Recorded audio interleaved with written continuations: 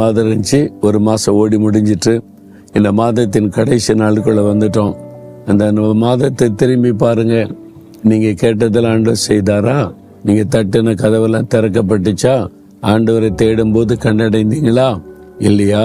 இன்னும் தொடர்ந்து தேடணும், தாகத்தோடு தேடணும், வாக்குத்தத்தத்தை சொல்லி தேடணும். சரியா? சரி, இந்த நாளில் கர்த்தர் உங்களுக்கு ஒரு வாக்கு வைத்திருக்கிறார். என்ன தெரியுமா? உபாகமம் 28:12 கர்த்தர் உனக்கு தமது நல்ல பொக்கிஷசாலியாகிய வானத்தை திறப்பார்.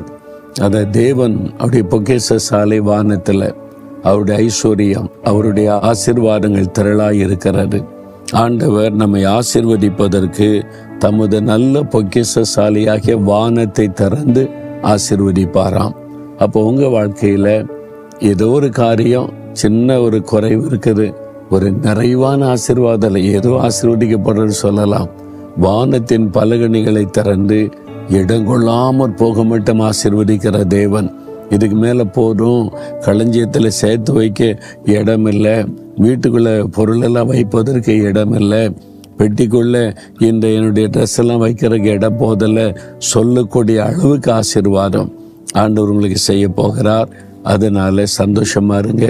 ஆண்டவர் வானத்தின் பலகணிகளை திறந்து உங்களை ஆசீர்வதிப்பேன் என்று சொல்லுகிறார். விசுவாசிக்கிறீங்களா?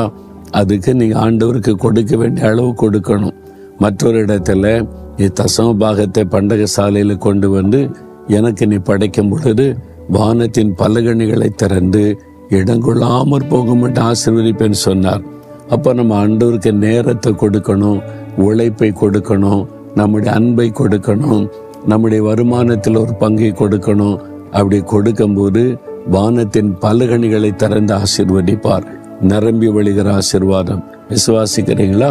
விசுவாசத்தோட ஆண்டவரே, வானத்தின் பலகணிகளை திறந்து இடங்கொள்ளாமற் போக மட்டும் ஆசீர்வதிப்பேன். நீங்க இந்த மகளை ஆசீர்வதிங்க, இந்த மகனை ஆசீர்வதிங்க, நிரம்பி வழிகிற ஆசீர்வாதம் கொடுங்க. இன்றைக்கு ஆசீர்வதித்த மகளை பண்ணுங்க. இயேசுவின் நாமத்தில் ஜெபிக்கிறோம். ஆமேன், ஆமேன்.